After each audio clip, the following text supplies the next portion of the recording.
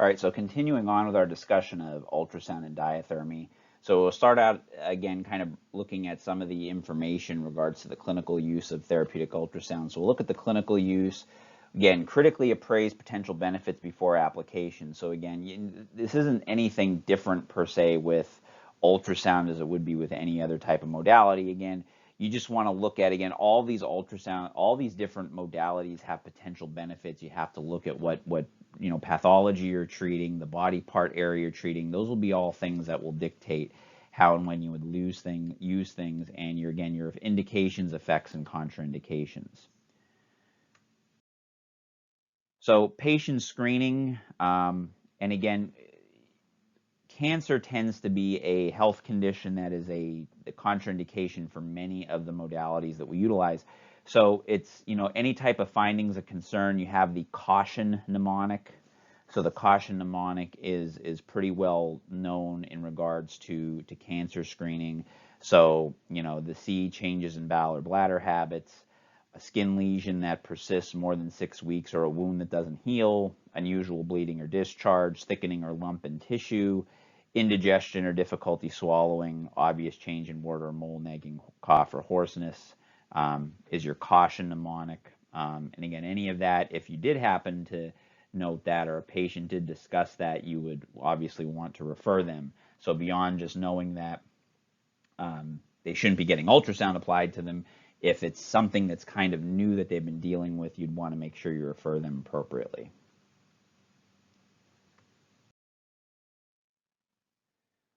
So again, continuing on with the patient screening, again, it's always good to be aware of non-musculoskeletal related symptoms. So obviously, again, our priority is in treatment or the orthopedic injuries. But again, a lot of orthopedic injuries and a lot of complaints that orthopedic injuries have can very much relate back to non-musculoskeletal related symptoms. So again, be aware of certain things. Be aware of, proximal or bilateral muscle weakness, any bilateral changes in deep tendon reflexes and large lymph nodes, increased pain at night, night pain and sweating, any type of constant intense pain.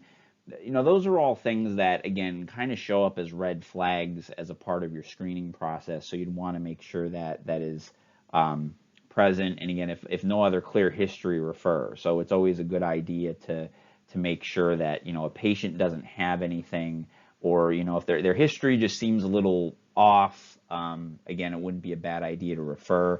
Assess for spreading infection or fever with a lot of these. Any unexplained tenderness or muscle tightness and swelling, particularly in the calf. And what you'd be concerned about here is a deep vein thrombosis. So if they do have that, you do not want to apply ultrasound, particularly in that area, because you have the possibility of dislodging the embolus. And then any type of diminished or absent sensation, usually modalities in those areas, it's typically not recommended, just because of the fact that, more particularly with heat, if it starts to burn them, they may not realize it, and they could end up having, damage to the skin.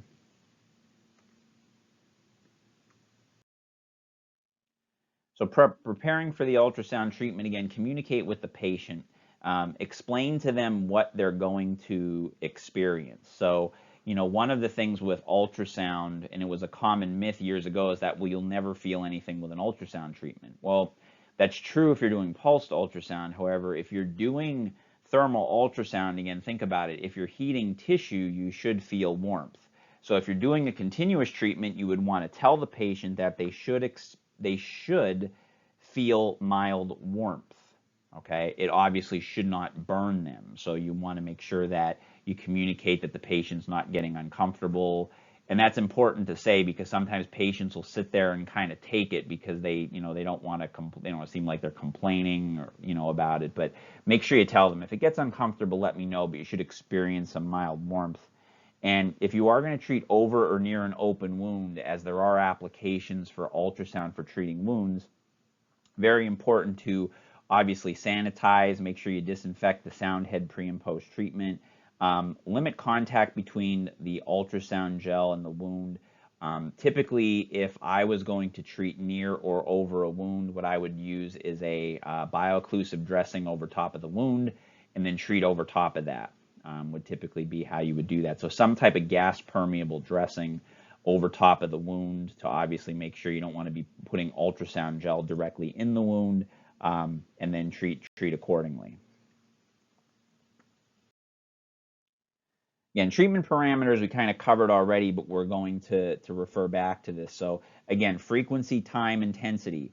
So if you look here, and this is kind of an important thing when you're looking at ultrasound treatment. So your frequency is going to be dictated by the depth of the tissue. So if you're treating superficially, meaning up to 2.5 centimeters, you would use a 3, or it's sometimes displayed as 3.3 megahertz. If you're looking to go deeper than that, you go deeper than 2.5 centimeters up to 5 centimeters, 1 or 1.5 megahertz. Okay, so that's your first thing. So you already know that your frequency is there. Now, when you're going to select your intensity, you have to determine how much of a heating effect you want to get. Okay, the reference point I would tell you to use, it could vary slightly by unit, but for the most part it stays pretty universal. So at the 3 or 3.3 megahertz, at every 1.0 watts per centimeter squared, meaning that when you set the frequency at 3, the intensity at 1.0 watts per centimeter squared, you will get a 0.6 degree increase in temperature per minute. Okay, so meaning if you were to set the parameters at 3 megahertz, 1.0 watts per centimeter squared, each minute you treat, you will get a 0.6 degree increase. At 1 megahertz, at 1.0 watts per centimeter squared, you get a 0.2 degree increase per minute. So if you set the frequency at 1, you set the intensity at 1.0 watts per centimeter squared, you would get a 0.2 degree increase. Now, you can modify, obviously, the intensity. You can use a higher intensity. You can use a lower intensity. Okay?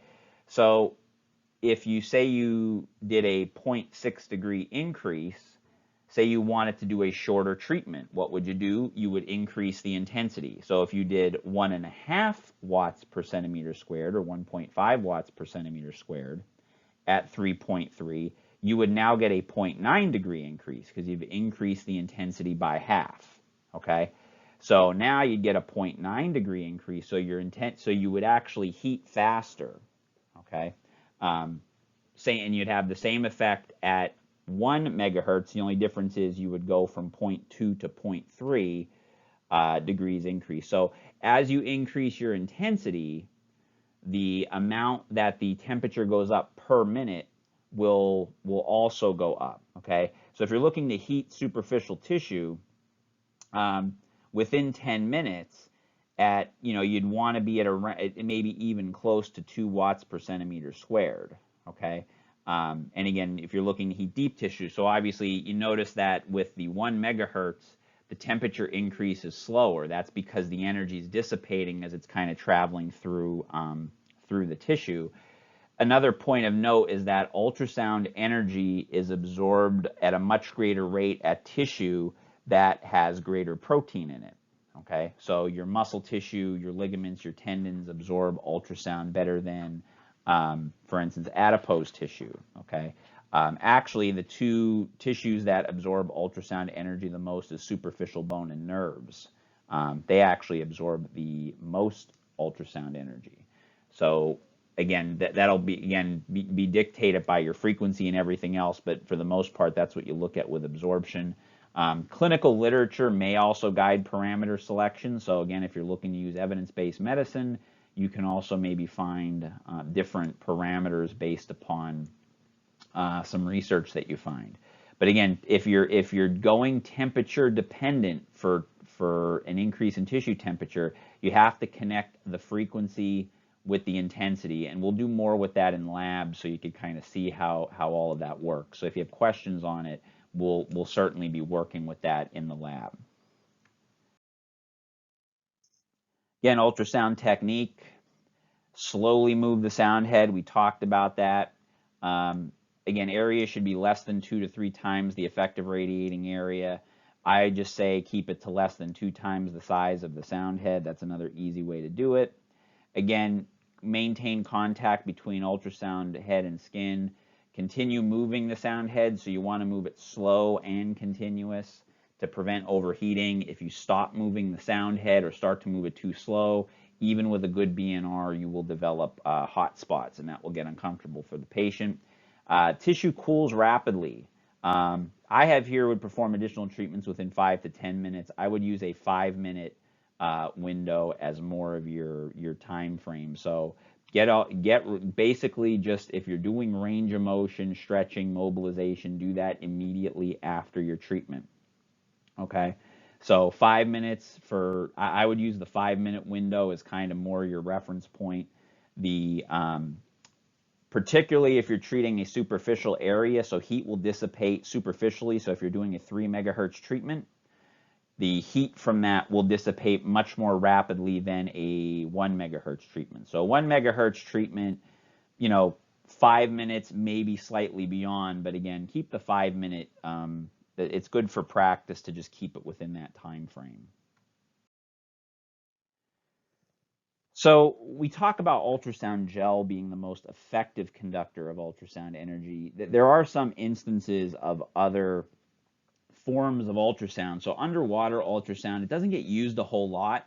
Probably the most common application is what you're seeing here. If you're, ultrasounding like a hand or a finger, underwater ultrasound could be very effective because obviously it's hard, particularly if you're going to ultrasound a finger, to get contact area with gel. So you can utilize underwater ultrasound.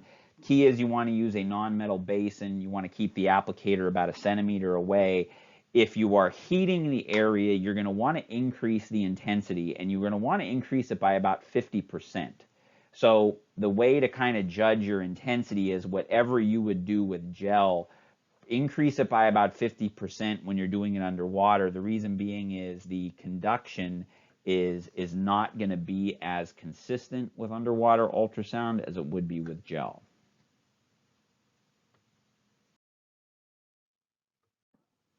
So that kind of takes us into talking a little bit about coupling mediums. So again, this is what you're seeing here. So through research, and this is where that 50% intensity comes in. So with ultrasound gel, you get about 97% plus transmission. I mean, 100% is always tough to get with anything, but you get pretty high transmission. Tap water, about 50%. So that's the reason why we would say if you're going to utilize water, you have to increase your intensity because the amount of transmission of the ultrasound is going to be lessened. If you are going to mix it, some people like to mix ultrasound gel with an analgesic cream. And again, you're not really pushing anything through the skin when you do that. Some people just like to use the analgesic cream as another way to kind of control pain or give the patient some experience of sensation while they're doing it. If you are going to do it, you have to watch, again, the concentration, because if you mix too much of the cream in with it, and again, this is not phonophoresis, this is just mixing in, say, an icy hot or a biofreeze or a Tiger Balm into the gel. You want to mix it 25% cream, 75% gel. Okay, anything beyond that, you're going to kind of interfere with the transmission of the ultrasound. And again, gel pads work really well too. You see a picture of a gel pad here where if you do have an irregular area, for instance, over an ankle, you can utilize a gel pad. It just kind of keeps a little bit more of a consistent contour with the region.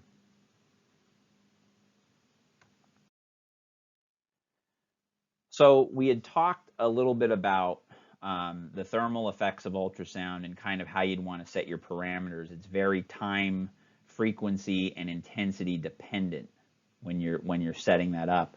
If we're looking at non-thermal ultrasound, so this is where you're getting into your pulsed your pulsed ultrasound, I apologize. So again, with most units, you're going to have the option of 10%, 20 or 25%, and 50% will be your options. I have not really used 10% pulsed ultrasound for much of anything. That would be a very low dosage of ultrasound. Mostly I've used 20 and 50%. The idea, again, with non-thermal ultrasound is you're just trying to get the mechanical effect. So you don't want to get a significant thermal effect in the region. So what you're going to want to be doing is a minimal intensity. Typically, you'd base that off of your frequency. So again, a higher frequency ultrasound is going to be absorbed. It's going to be absorbed at a greater rate in the superficial tissue. So you would lower your intensity.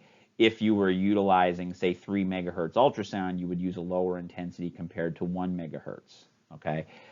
Typically, your treatments for non-thermal, they're typically going to be 5 minutes because you don't have to worry about the temperature increase.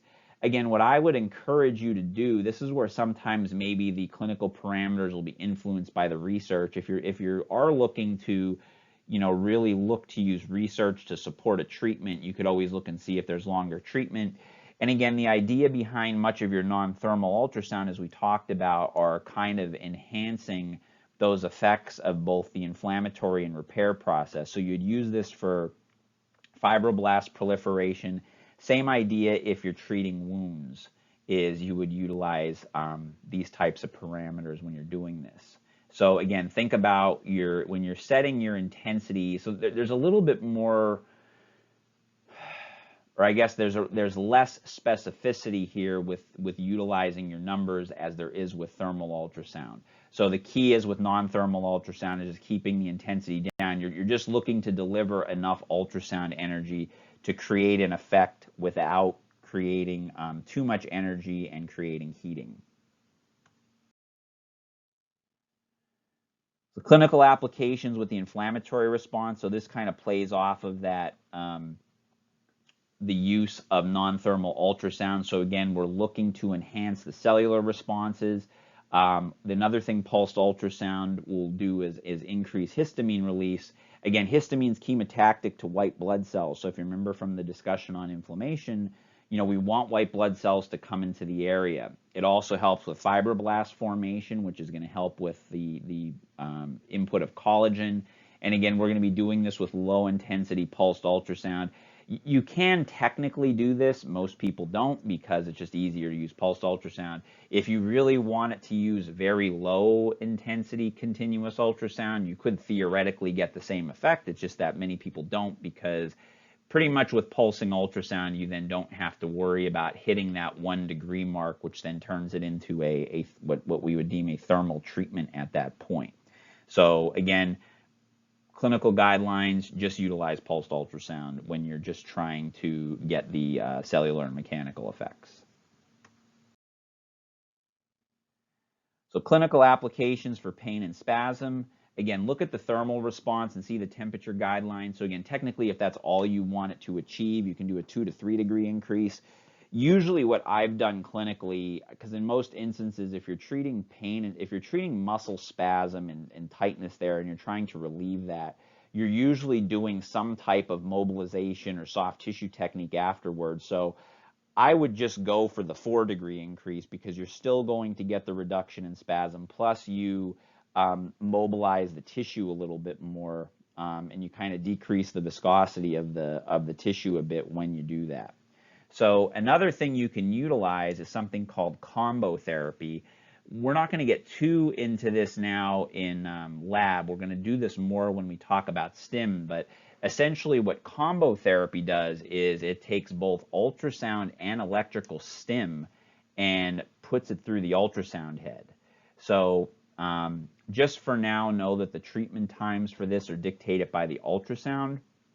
But we'll kind of practice this more because you'll have a better understanding after we discuss electrical STIM. But this is kind of a unique treatment. This was something that I've used pretty frequently for muscle spasm and trigger points and things like that, because it kind of helps to concentrate the STIM in the area along with the ultrasound. So you tend to get some pretty good effects from that. One kind of unique application for ultrasound is you can actually you could scan for stress fractures.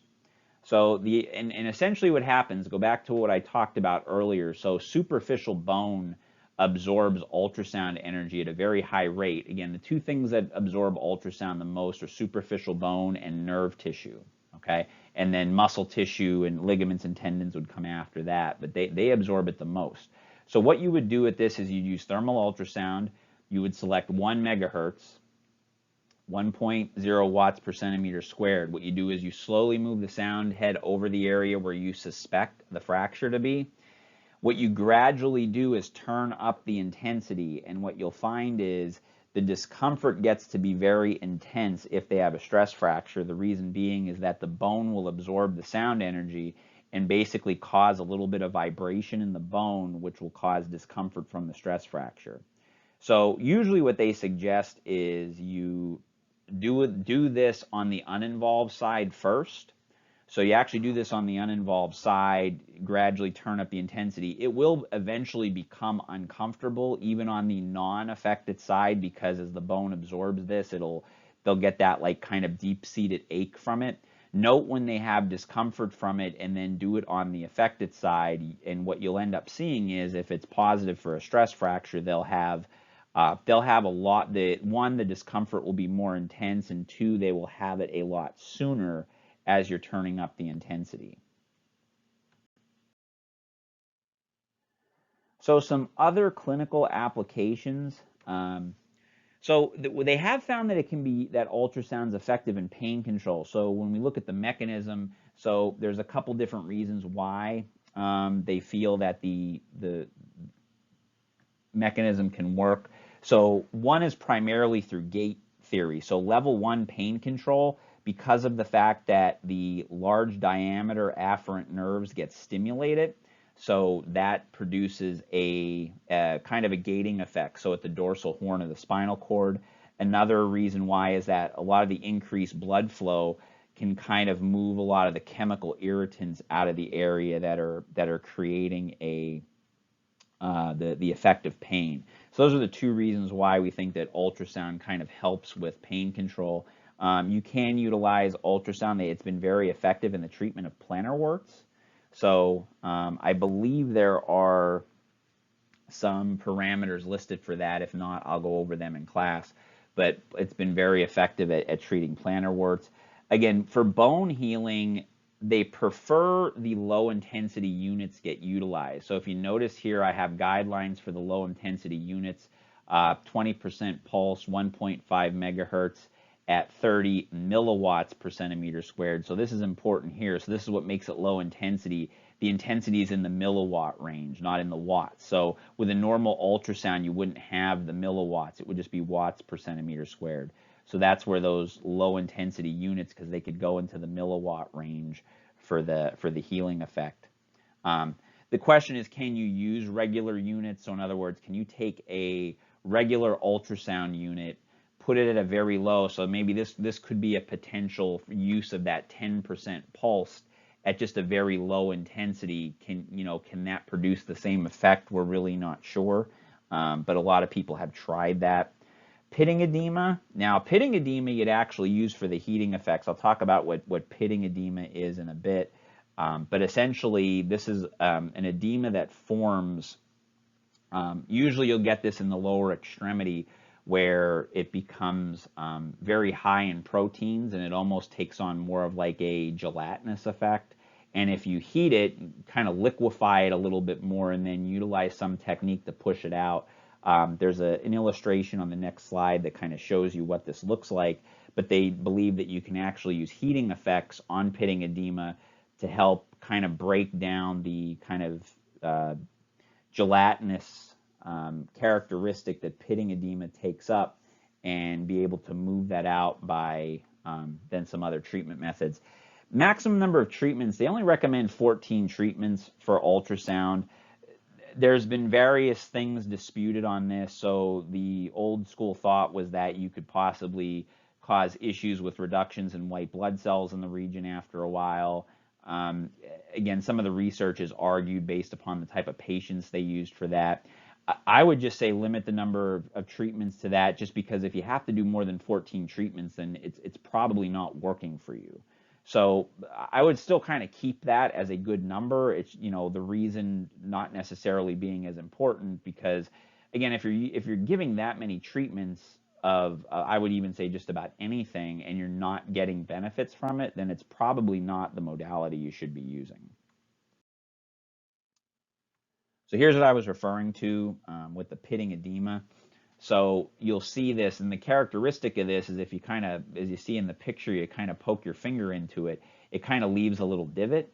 It's good to see this in the foot and ankle because this is where anytime I've seen this in an active athlete after sustaining an injury, this is usually where it occurs. So what you would actually do is you would vigorously heat this. So it sounds a little counterintuitive because we've talked about in the past, well, if there's swelling, don't heat the area because you'll make it worse. Well, if it's pitting edema, essentially what's happened is, it's been essentially sitting there, there's proteins accumulated in it, and again, it almost kind of takes on more of like a gelatinous characteristic where if you vigorously heat it, you almost kind of liquefy it and then utilize either, an edema massage technique or have the individual do elevated range of motion, and that could kind of help get rid of that pitting edema as it's formed.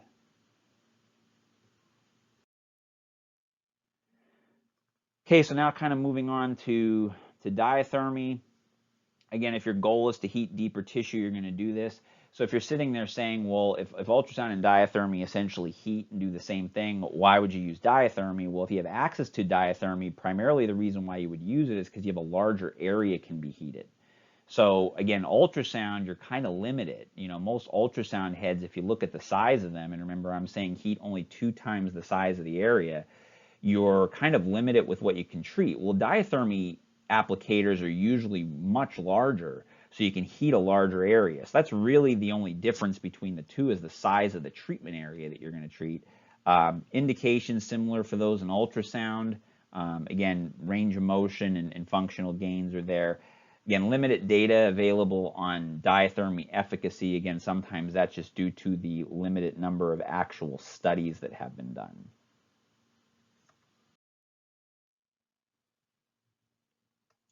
Okay, patient screening, so your contraindication, open wounds, there's some other contraindications listed as well. So, take a look at them in your textbook. Open wounds is one of them because of the fact that particularly if there's an exudate or something coming out of the wound, the diathermy could kind of heat that up and it could get uncomfortable and possibly burn the patient. There's a metal implant exception. So in the contraindications for diathermy, with pulsed diathermy, you can use pulsed diathermy over metal implants except a spiral implant. So if the patient has a spiral implant, that's a contraindication for any type of diathermy, pulsed or continuous. If it's not a spiral, meaning it doesn't have that kind of twisted shape, you can treat. So for instance, if it's just a pin, you can treat over that with pulse diathermy. Caution for patients with internal fixation or arthroplasty. So again, it's important to kind of note that would be more of a precaution. The other contraindications are going to be essentially the same as ultrasound, with the exception of the metal implant, and in particular, when you're talking pulse diathermy, the spiral implant is the only one contraindicated for both pulsed and continuous diathermy. So preparation and treatment when you're looking to treat somebody with diathermy, so your patient prep, make sure they're just comfortable on a non-metal surface. Make sure that they remove all jewelry and body piercings. You want the skin to be exposed and dry. And you're going to want to place, typically for most diathermy units, they do recommend that a towel get placed between the skin and the diathermy drum. So if it's a drum applicator, you may do that. There are some other forms of inductance diathermy with different types of applicators. And again, new things come out all the time. So, obviously, again, whatever unit you get, go off of their recommendations. The typical drum head applicator, you will want to place a towel down because that'll help absorb any sweat. Because if sweat kind of forms on the skin, again, that's liquid that could get heated and possibly cause some discomfort. The treatment time for diathermy is pretty standard at 15 to 20 minutes. So whatever you set your diathermy unit at, your treatment will be 15 to 20 minutes. So unlike a ultrasound where it's a little more specific with the time in relation to frequency and intensity and your temperature increase, pretty much all your treatment times for diathermy are going to be between 15 and 20 minutes. And again, the patient should experience some type of warmth with this. So it should not be a treatment where the patient doesn't feel anything. They should experience a slight warmth.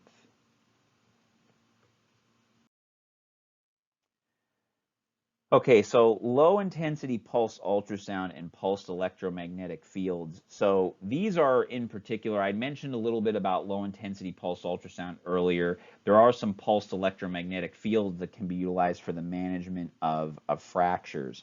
And some of the early research is that they have been found to shorten the time to union of acute fractures. And there's no known adverse responses or contraindications to this. So I'm not going to cover these super in-depth in class because, again, they are still relatively, I guess for lack of a better way of putting it, a novel treatment. If you do by chance get or are exposed to one of these units, the current recommendation would be just, treatment duration would be based on the manufacturer. So there's so many different types of these units. There's not like a uniform agreement on treatment duration. You could also look at some of the research out there. And many times these are self-administered, so the patient can actually put these on themselves as long as they're instructed appropriately based upon how it's recommended that they get used. Again, treatment duration and parameters are based on the manufacturer. So, again, most clinics and athletic training rooms are not going to have these available as they would regular units. Many times where they come from is, if the physician has had success with them in the past, a lot of times the physician will prescribe these to the patients. Again, you should document their use. That would be important as a part of the treatment plan. Plus, then you could also kind of follow for future treatments if, the certain parameters have been affected. So again, I just kind of want you to know how and why they're used. I'm not going to have you do too big of a deep dive for general class purposes into the parameters of these particular units, because some of this is still being researched and it's not necessarily a common everyday application of these forms of energy.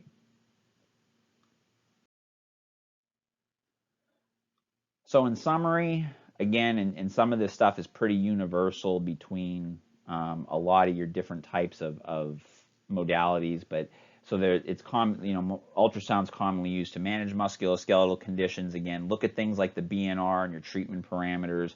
So, now we're getting beyond just, time of application with ultrasound. There's some other things you have to consider. And, we'll review certain body part regions and talk about goals and how we could accomplish that. Both ultrasound and diathermy can be used for thermal and non-thermal outcomes. The key difference between them is, remember, pulsed diathermy can be used for both thermal and non-thermal effects, unlike pulsed ultrasound, which is only used for non-thermal. And again, more human clinical trials are needed. There's always more and more research being conducted on ultrasound as far as their use in injury treatment.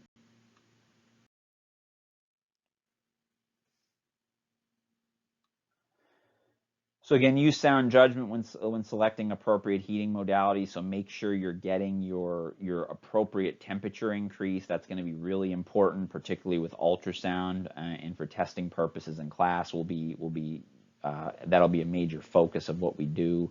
So make sure you understand all those different parameters. Again, the parameters for ultrasound are a little more complicated than diathermy, because diathermy, they're more straight parameters. Ultrasound, you have to kind of connect the different settings with each. You have to make sure frequency, dosage, and time are all kind of making sense as you do this.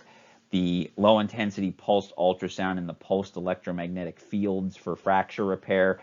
Again, the basic surface information we talked about is all I really want you to know. We're not going to do too much of a deep dive and be utilizing these in class because they're not a common kind of everyday treatment, if you will, that you'll be utilizing. More the conventional ultrasound and diathermy will be getting used. And then you have your learning outcomes. So again, we'll be practicing more in lab with the parameters, particularly with ultrasound, just so that make sure that you understand those.